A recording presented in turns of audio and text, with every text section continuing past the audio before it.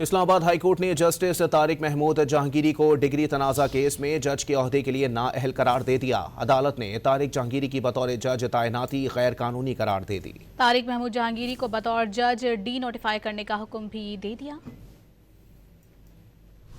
Chief justice اسلام آباد high court سرفراز ڈوگر اور justice Azam Khan پر مشتمل ڈویژن بینچ نے کیس کی سماعت کی۔ رجسٹرار کراچی یونیورسٹی LLB کے ریکارڈ سمیت پیش ہوئے۔ موقف اپنایا کہ پرنسپل اسلامیہ لاء کالج کے مطابق طارق جہانگیری ان کے اسٹوڈنٹ نہیں تھے۔ طارق محمود جہانگیری نقل کرتے ہوئے پکڑے گئے۔ ایگزامینر کو دھمکیاں دینے پر کمیٹی نے 3 سال کی پابندی لگائی تھی۔ طارق محمود 1992 میں دوبارہ امتحان دینے کے اہل تھے، تاہم 1990 میں تمام پیپرز میں کلیئر نظر آئے۔ ڈگری کے لیے جعلی انرولمنٹ فارم استعمال کیا۔ LLB پارٹ 1 میں طارق جہانگیری ولد محمد اکرم، جبکہ LLB پارٹ 2 میں طارق محمود ولد قاضی محمد اکرم کا نام استعمال کیا گیا۔ فیک انرولمنٹ نمبر سے LLB کا امتحان دیا۔ دوران سماعت جسٹس طارق جہانگیری خود عدالت میں پیش نہیں ہوئے، ان کی جانب سے اکرم شیخ اور صلاح الدین پیش ہوئے۔ موقف اپنایا کہ کارروائی سندھ ہائی کورٹ نے معطل کر رکھی ہے۔